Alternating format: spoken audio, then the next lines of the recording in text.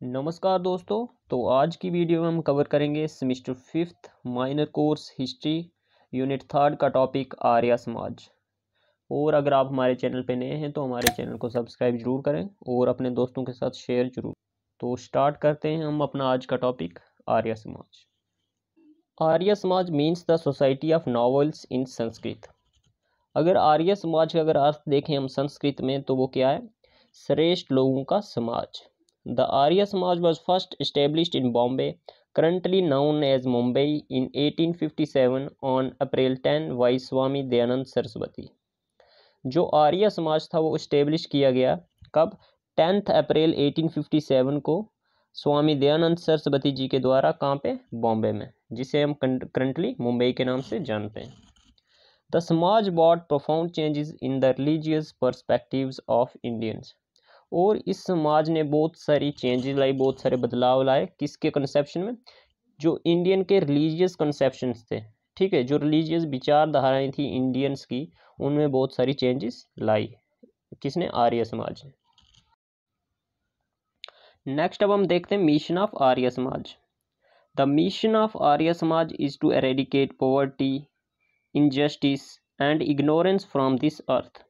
जो मिशन था, जो विजन था आर्य समाज का, वो क्या था? कि गरीबी को जड़ से ख़त्म करना है, इनजस्टिस यानी अन्याय को ख़त्म करना है, अज्ञानता को ख़त्म करना है इस दुनिया से।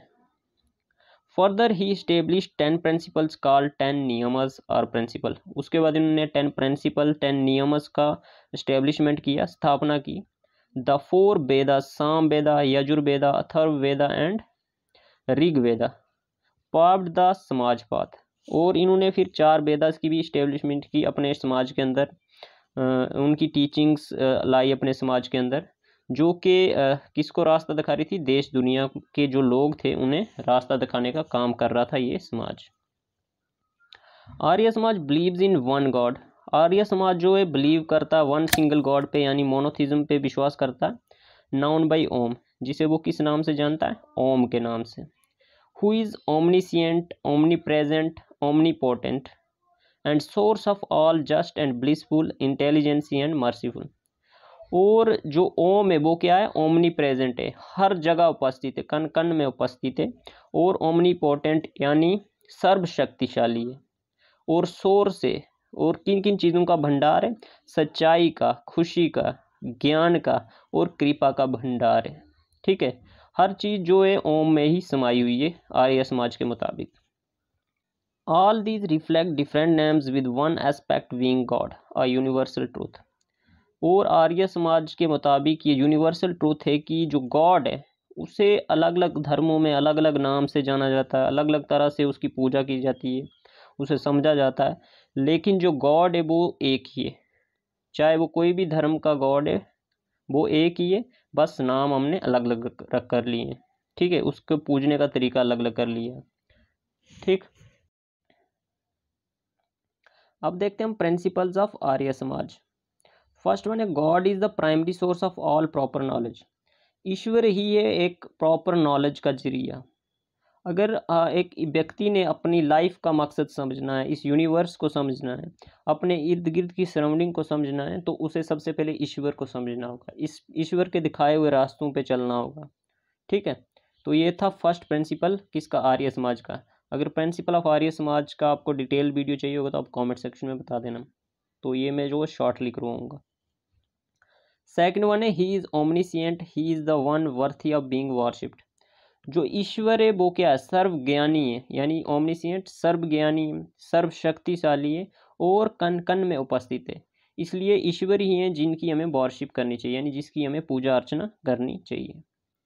थर्ड वन है Vedas are scriptures of proper knowledge and an Aryan should read, recite and teach to others.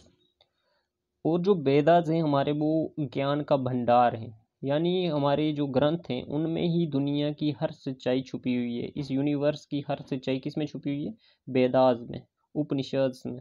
ठीक है, और एक आर्यन यानी जो एक सर्वज्ञानी व्यक्ति है, जिसको ज्ञान है इन स्क्रिप्चर्स का, इन ग्रंथों का, उसे इसे पढ़ना भी चाहिए, बाकियों को बताना चाहिए, और इस ग्रंथ का जो नॉलेज है उसे प्रमोट करना चाहिए देश दुनिया में।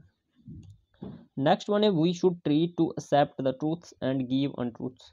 हमें हमेशा सच्चाई को अपनाना है और बुराई से दूर रहना है। All action should be performed by following धर्म। और हमें कुछ भी, कोई भी काम हम करें, कोई भी अपना जो दिन भर के जो काम हम परफॉर्म करते हैं वो हमें अकॉर्डिंग टू धर्मा करने चाहिए। ठीक है, जो हमारा धर्म सिखाता है, जो हमारे धर्म में लिखा हुआ है उसके मुताबिक करने चाहिए।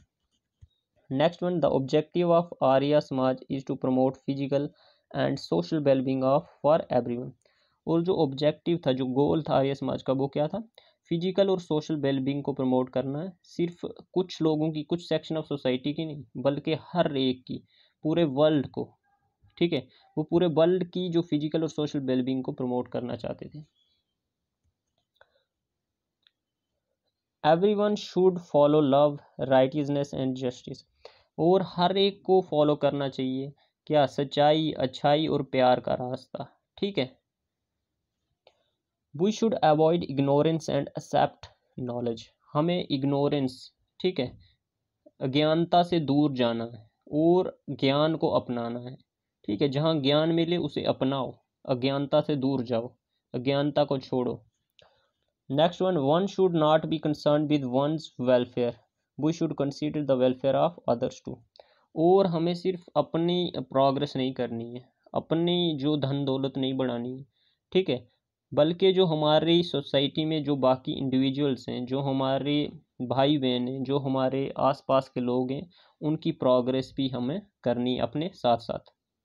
लास्ट वन है, one should follow the rules of society to promote the wellbeing of all while forming the rules of individual welfare, all should be free.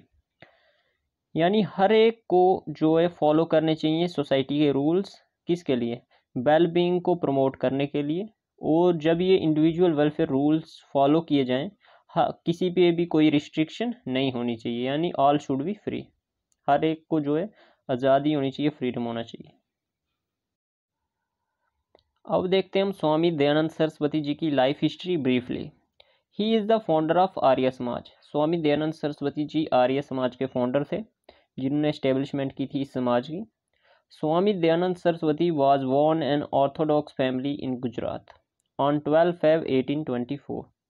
स्वामी दयानंद सरस्वती जी कहाँ पैदा हुए थे? एक ब्राह्मण फैमिली में पैदा हुए। कहाँ पे? गुजरात में, 12 Feb 1824 को। और इनके पिता का क्या नाम था? श्री कृष्ण जी लाल जी तिवारी या त्रिवेदी बोलते हैं, एंड श्रीमती यशोदा बाई, ठीक है, इनकी माता जी का नाम था। महर्षि is considered one of the makers of modern India. और स्वामी दयानंद सरस्वती जी को उन सब लोगों में से एक माना जाता है जिन्होंने मॉडर्न इंडिया की स्थापना की। ठीक है। हिज वर्थ नेम इज मूल शंकर तिवारी और त्रिवेदी।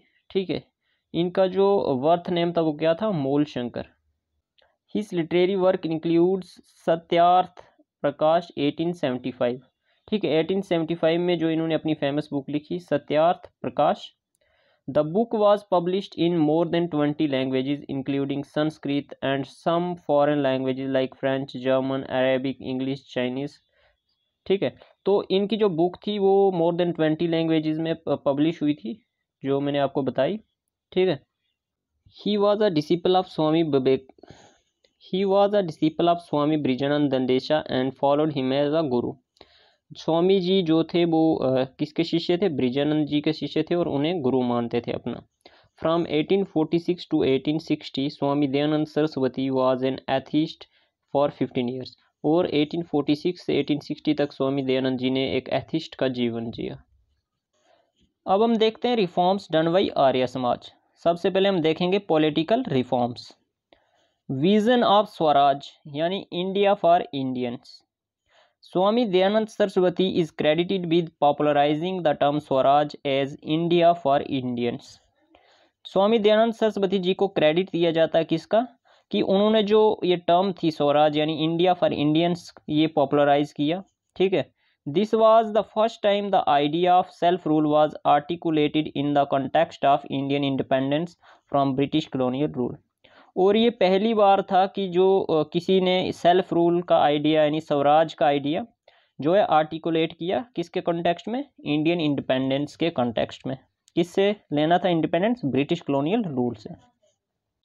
इन 1876 ही used the term Swaraj emphasizing that India should be governed by Indians and the colonial domination must end. और ये जो स्वामी दयानंद सरस्वती जी ने ये जो टर्म स्वराज 1876 में यूज़ की, और इन्होंने क्या किया, किस चीज़ पे जोर दिया कि जो इंडियंस हैं उनको हक मिलना चाहिए इंडिया को गवर्न करने का, ठीक है, एंड कॉलोनियल डोमिनेशन जो है वो एंड होना चाहिए, ठीक है, ब्रिटिशर्स को हिंदुस्तान छोड़ना चाहिए। ही viewed political independence as necessary for the progress and dignity of Indian people। और ये देखते थे कि जो पॉलिटिकल इंडिपेंडेंस है वो बहुत ज़्यादा ज़रूरी है। अगर जो इंडियन पीपल्स हैं, इंडियन सिटीजन्स हैं, अगर उनकी प्रोग्रेस करनी है, अपने देश की प्रोग्रेस करनी है, तो हमारा इंडिया का इंडिपेंडेंस होना बहुत ज़्यादा ज़रूरी है, ठीक है। पॉलिटिकल इंडिपेंडेंस इंडियंस को मिलना बहुत ज़्यादा ज़रूरी है। Dayanand's vision of Swaraj focused not only on political independence but also on the social and moral rejuvenation of Indian society, where principles of equality and justice would prevail। जो दयानंद जी थे उनका जो विजन था वो सिर्फ पॉलिटिकल इंडिपेंडेंस पे ही focus नहीं था, बल्कि वो जो सोशल और मोरल इंडिपेंडेंस भी चाहते थे इंडियंस का, ठीक है, इंडियन सोसाइटी का, किससे, ब्रिटिशर्स से। जहाँ पे क्या, कौन से प्रिंसिपल को वो अप्लाई करना चाहते थे, इक्वलिटी और जस्टिस के प्रिंसिपल को वो अप्लाई करना चाहते थे, ठीक है, प्रमोट करना चाहते थे। सेकंड पॉइंट है opposition to untouchability and social injustices. Swami Dayanand Saraswati was a staunch critic of untouchability, caste based discrimination and social inequality. जो स्वामी दयानंद सरस्वती जी थे वो बहुत ज़्यादा अगेंस्ट थे किसके, अनटचेबिलिटी के, ठीक है, जो कास्ट के बेस पे डिस्क्रिमिनेशन किया जाता था, भेदभाव किया जाता था, ठीक है, उसके अगेंस्ट थे बहुत ज़्यादा। और जो सोशल इनइक्वालिटी थी हमारे समाज में, हमारी सोसाइटी में, तो उसके अगेंस्ट थे बहुत ज़्यादा हमारे दयानंद सरस्वती जी। He strongly believed that all human beings, regardless of their social background, were entitled to the same right and dignity। और ये स्ट्रांगली बिलीव करते थे कि जो ह्यूमंस हैं, ह्यूमन बींग्स जो हैं वो सब एक बराबर हैं और हर एक को जो है बराबरी का हक मिलना चाहिए, बराबर की इज्जत मिलनी चाहिए, बगैर किसी सोशल बैकग्राउंड के, बगैर किसी भेदभाव के, ठीक है। He advocated for the eradication of untouchability and work to promote the rights of marginalised sections of the society including the Dalits. उसके बाद वो क्या चाहते थे कि जो अनटचेबिलिटी है वो उन्हें ख़त्म करना चाहते थे, और वो काम कर रहे थे किसे प्रमोट करने के लिए, राइट्स, जो मार्जिनलाइज्ड सेक्शन थे उन्हें अपलिफ्ट करने के लिए बहुत ज़्यादा काम कर रहा था आर्य समाज।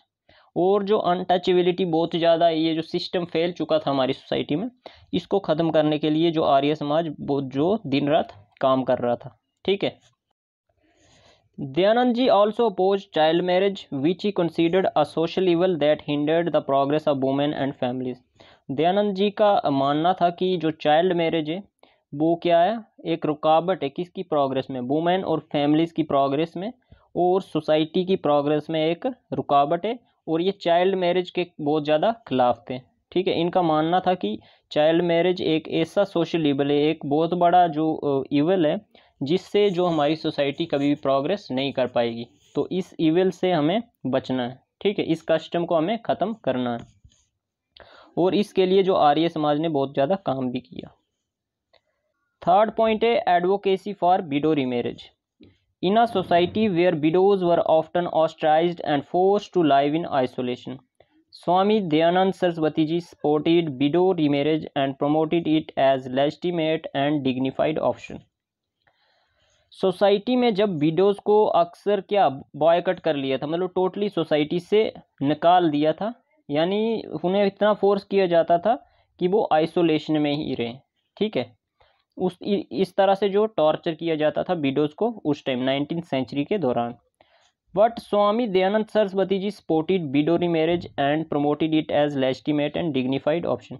लेकिन स्वामी जी ने सपोर्ट किया किसको, विडो रीमैरिज को, और उन्होंने प्रमोट किया कि जो विडो रीमैरिज है वो लीगल है और एक रिस्पेक्टफुल ऑप्शन है विडोज़ के लिए, ठीक है, ताकि वो अपनी लाइफ बाकी लोगों की तरह फ्री होके जी सकें खुशी के साथ। He believed that a widow had the right to lead a normal life and remarry, challenging the deeply entrenched social norms of their time. और वो मानते थे कि जो विडोज़ हैं वो उनका राइट है, उन्हें भी एक नॉर्मल लाइफ जीने का राइट है, और जो विडोज़ चाहती हैं दोबारा से शादी करना वो कर सकती हैं।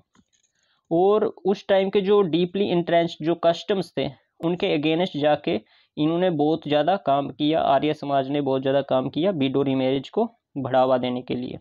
अब देखते हैं हम फोर्थ पॉइंट क्या है, support for women's education.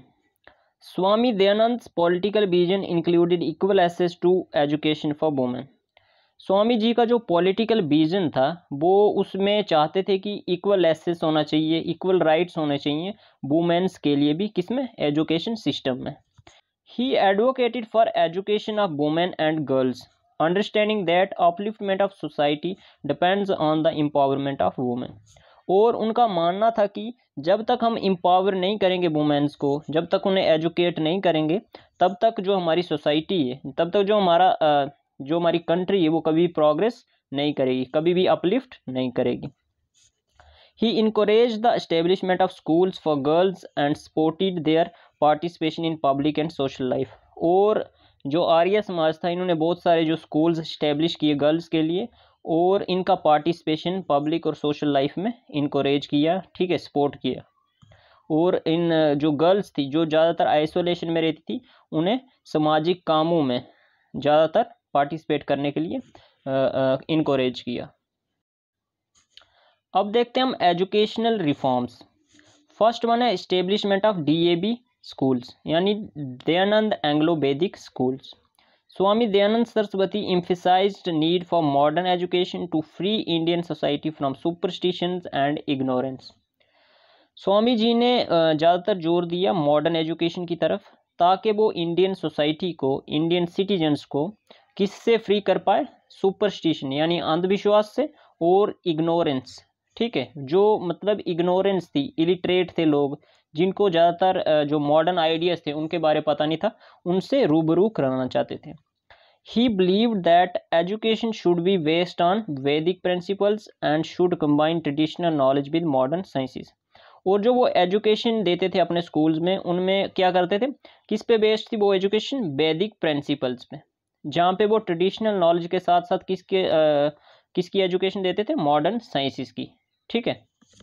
In 1886 Dayanand Anglo वैदिक स्कूल्स वर एस्टेब्लिश्ड। 1886 में DAV स्कूल्स एस्टेब्लिश्ड हुए, making a significant milestone in reforming the education system in India. और इन स्कूलों ने बहुत ज़्यादा अहम रोल अदा किया हमारे एजुकेशन सिस्टम को रिफॉर्म करने के लिए हिंदुस्तान में। These schools aimed at providing a blend of Western education such as science, mathematics and English with the traditional Vedic knowledge, spirituality, culture and moral values। और जो ये स्कूल्स थे इनका जो मेन मकसद था क्या प्रोवाइड करना था, किसका blend, mixture of western education, जिसमें साइंसेस, मैथमेटिक्स, इंग्लिश के साथ साथ जो वैदिक नॉलेज था यानी स्पिरिचुअलिटी, कल्चर और मॉरल वैल्यूज़ बताई जाती थी। The first DAV school was set up in Lahore. जो फर्स्ट DAV स्कूल था वो लाहौर में इस्टेब्लिश किया गया, where Mahatma Hansraj become the headmaster, जहाँ पे महात्मा हंसराज जी को हेडमास्टर बनाया गया उस स्कूल का। और establishment of DAV schools played a crucial role in spreading equal education especially among Hindus and helped bring about a shift from traditional route-based learning system to a more rational and progressive system। और DAV schools ने अहम role अदा किया equal education को promote करने में बगैर किसी डिस्क्रिमिनेशन के, स्पेशली किन में, हिंदूज़ में। और हेल्प किया DAV स्कूल्स ने, जो कि आर्य समाज ने सेटअप किए, ट्रेडिशनल नॉलेज को छोड़ के, और जो मॉडर्न साइंसेस थी उन्हें भी इंक्लूड किया गया इन स्कूल्स में, और जो सोसाइटी को एक प्रोग्रेसिव रास्ते पे लगाया। स्वामी दयानंद's emphasis on education for all helped pave the way for promotion of education among girls and marginalized groups, challenging the discriminatory educational practice of the time। जैसा कि उस टाइम जो है टोटली जो एजुकेट किया जाता था ज़्यादातर मेल सेक्शन को, लेकिन इन्होंने वो सिस्टम को क्या किया, उनके उस सिस्टम के अगेंस्ट गए, और इन्होंने जो गर्ल्स स्कूल्स भी सेटअप किए और वुमेन एम्पावरमेंट को प्रमोट किया। अब देखते हैं हम religious reforms done by Arya Samaj. First one है infallible authority of Vedas. One of the core principles of Swami Dayananda Saraswati's religious philosophy was the belief in the infallibility of Vedas.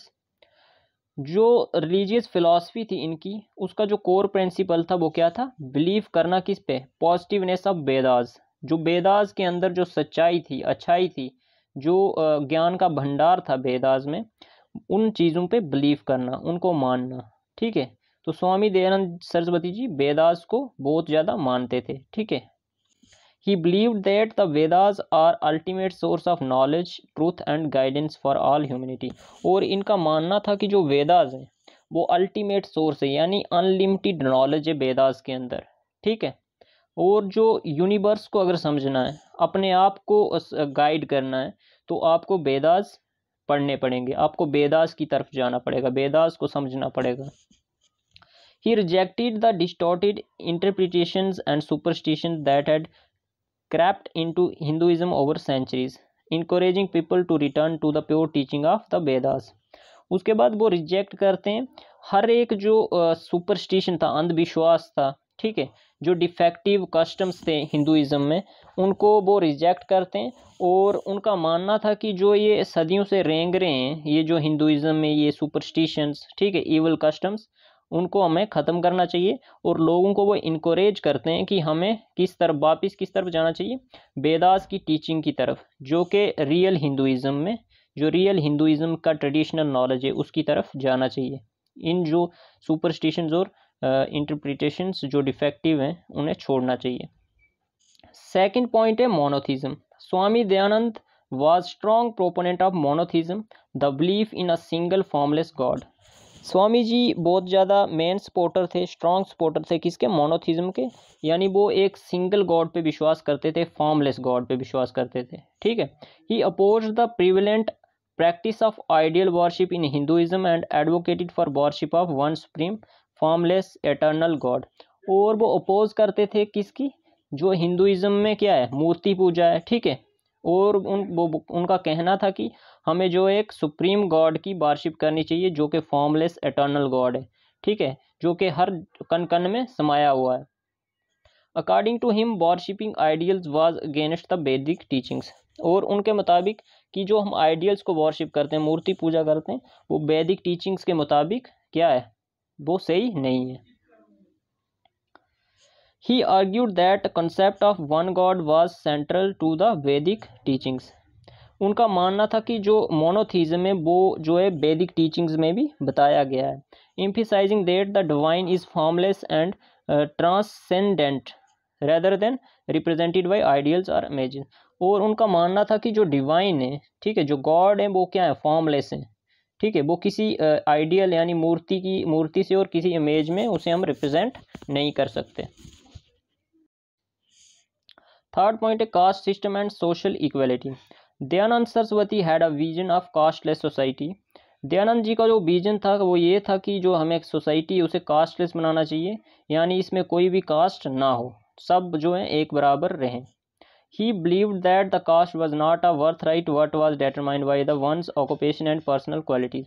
इनका मानना था कि जो कास्ट जो बर्थराइट नहीं था स्टार्टिंग से, जो कि किस बेस पे होता था? ऑक्यूपेशन के बेस पे। ठीक है, जो लोग जो काम करते उस बेस पे उन्हें डिवाइड किया जाता सोसाइटी में, और जो उनकी क्वालिटीज़ होती उन बेसिस पे, जो कि मनु का कंसेप्ट है, वर्णा का कंसेप्ट। ठीक है, जिसमें वर्णाज में डिवाइड किया जाता था सोसाइटी को, लेकिन वो बाद में क्या हो गया? वो बर्थ बेसिस पे हो गया। He rejected the rigid caste hierarchy which was not a significant social injustice at the time. वो रिजेक्ट करते हैं इस कास्ट हायरार्ची को, जो कास्ट सिस्टम था सोसाइटी में, और वो चाहते थे कि जो सोशल इनजस्टिस था उस टाइम में वो ख़त्म होना चाहिए। According to him all individuals were born equal and people should be judged by their actions rather than their caste and social status.